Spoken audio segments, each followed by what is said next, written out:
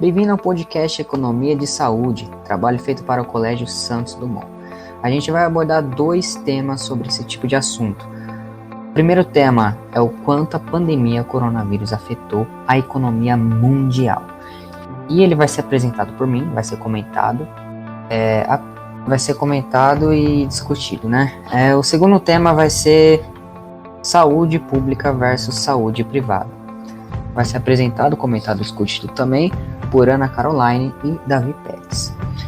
Bom, então vamos lá. Como uma pandemia afetou a economia do mundo inteiro.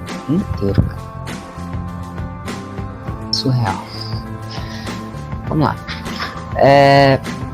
Estudos aqui indicam que o PIB mundial, o produto interno bruto, as riquezas brutas, tendeu a cair 3% neste ano. De acordo com o Fundo Monetário Internacional, o produto interno bruto caiu 3% neste ano, que é estranho, porque o PIB tende a só crescer, Falando mundialmente, o PIB tem a só crescer e não a baixar, ainda mais 3%. Isso aconteceu só quando a Bolsa de Nova York de 1929, na década dos anos 30, quebrou. Foi um grande colapso econômico para o mundo inteiro.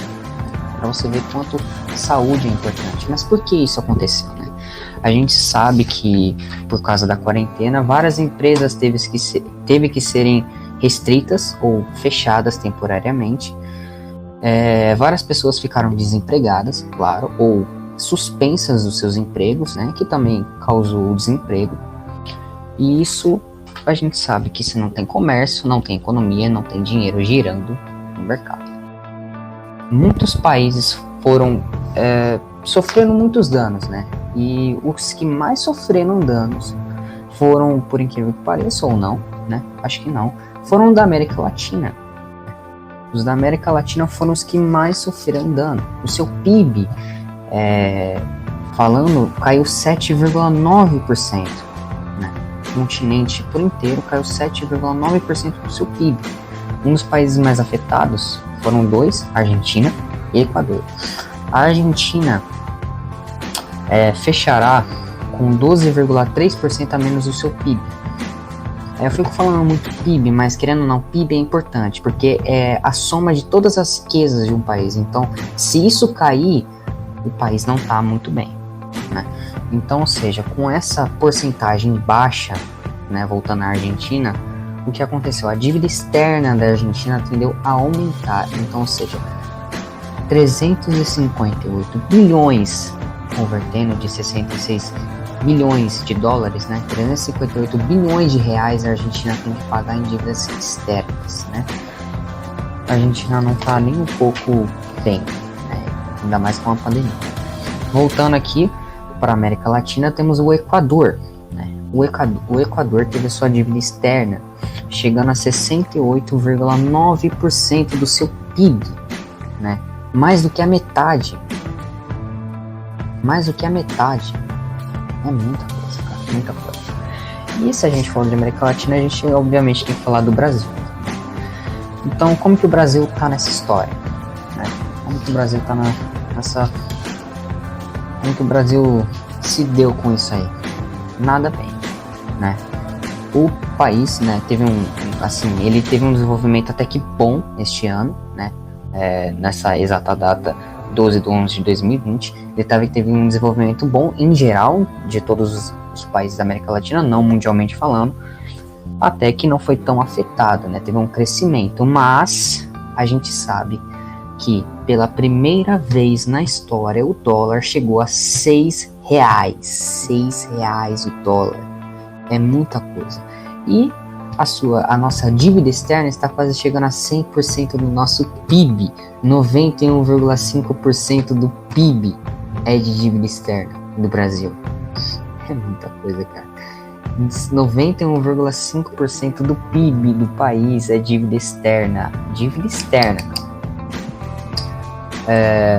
Não adianta ter auxílio emergencial. Isso aqui vai ter muitos anos para ser recuperado. E Deixando aqui a América Latina, vamos falar o que o mundo, né, tá fazendo, né? Eu vou falar mais da Europa, para ser específico. Quais foram as precauções que esses países tomaram, né? Itália, Espanha, Europa em geral. Distribuição de dinheiro, né? Um auxílio emergencial, bem entre aspas, para empresas ou famílias desempregadas e empresas suspensas. Então, ou seja, rolou uma distribuição de grana, digamos assim, geral, né? Temporariamente até a quarentena ser suspensa, né? Se a gente fala de economia, a gente obrigatoriamente tem que falar dos Estados Unidos, né? Bom, os Estados Unidos não tem segredo, né? O dólar tá em tudo, qualquer lugar, então, ou seja, rolou, acho que 5 trilhões de dólares entre o mundo inteiro distribuindo em geral. Não foi muito afetado nos Estados Unidos, que a gente sabe que não tem jeito, né? Os Estados Unidos é Estados Unidos. Mas e aí, como que a gente vai se recuperar de toda essa grande castada, essa grande causa aí que rolou na economia, né? Estima-se que é incerto a recuperação, tá? Não se sabe quantos empregos foram perdidos, né? Não se sabe quantos empregos foram perdidos quando as empresas fecharam até por causa da pandemia. Então é incerto a recuperação desse grande caos aí. Falam que daqui 2 anos pode ser que se recupere, mas não tenho certeza nenhuma mesmo, cara, nenhuma mesmo. E isso é muito grave, né?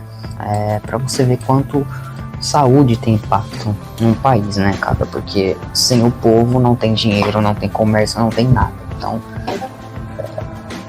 pois é. Mas outro assunto, outro tema, vamos sair um pouquinho disso. Outro tema seria saúde pública versus saúde privada, que eu queria deixar bem relevante. Quem vai apresentar isso vai ser o Davi e a Carol, né? Quando a gente fala de saúde pública, a gente pensa no Brasil também, né? Como um brasileiro falando, a gente pensa no Brasil porque boa parte da nossa saúde é pública, né? Mas, se a gente for pensar em privada, grandes países, né? Grandes países que têm um desenvolvimento de natalidade boa e tudo mais, tem a sua saúde privada. O Chile, por exemplo, um país da América Latina, tem a sua saúde melhor, sua taxa de natalidade infantil melhor do que o Brasil e seu grande sistema de saúde é privado. Mas quem vai abordar isso melhor com vocês é o Davi e a Carol. Bom, agora, gente, eu vou explicar para vocês o que é saúde pública e a saúde privada. A saúde privada é aquela que a gente paga por ela. A gente paga um convênio com o qual ela fornece pra gente hospitais de qualidade para a gente passar a suportar quando a gente está doente. E a gente paga mensalmente por uma carteirinha. E a saúde pública é aquela que é fornecida gratuitamente sem custo nenhum. Supostamente gratuita, né? Como do Brasil, o SUS, que é gratuito, fornecido pelo governo. Mas agora eu vou passar pro Davi, que vai explicar melhor. Falando sobre a saúde pública, nada melhor do que começar abordando o Brasil. Aposto que todos vocês devem conhecer a sigla SUS, ou melhor dizendo, o Sistema Único de Saúde. Esse é o nome responsável pelo Programa de Saúde Pública aqui no Brasil, e está atuando desde 1988, se tornando hoje em dia um dos maiores do mundo todo. E uma curiosidade sobre o SUS é de que ele foi inspirado no programa do Reino Unido, o sistema NHS, ou National Health Service. Traduzindo, seria o Serviço Nacional de Saúde. Bom, a inspiração foi dada pelos métodos de funcionabilidade, desde simples atendimentos ou até grandes cirurgias.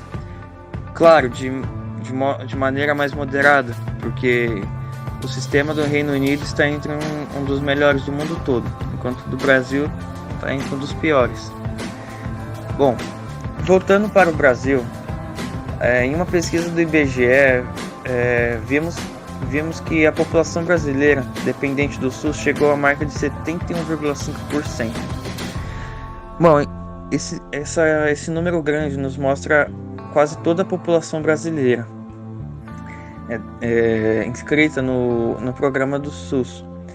Mas afinal, qual a motivação de uma criação de sistema público de saúde aqui no Brasil?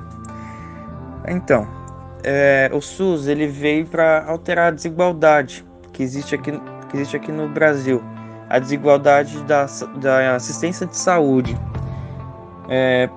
a desigualdade, podemos ver que o Brasil chegou a uma marca de quase 170 mil pessoas que estão na faixa de pobreza extrema. E a criação do SUS foi um meio de dar assistência a essas famílias e pessoas que não têm, como eu posso dizer, que não têm renda suficiente para ter um atendimento médico, seja privado ou algum outro meio. E aí um sistema público veio para isso, para dar oportunidade a essas pessoas que não tem renda suficiente. E bom, podemos ver que ele veio com uma grande importância, né? Quase toda a população depende do SUS.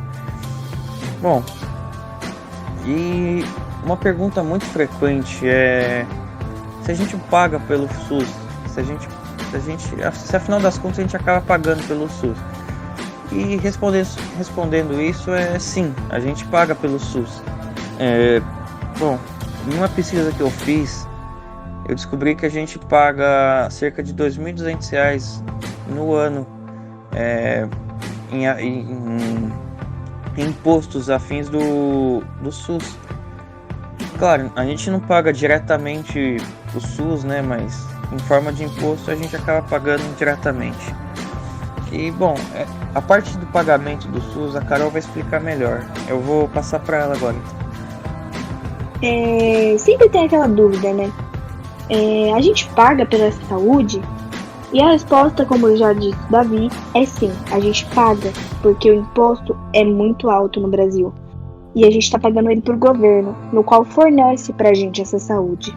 Então pagamos sim. Em teoria não pagamos um convênio, mas na prática pagamos pela saúde, que na maioria das vezes não é tão boa.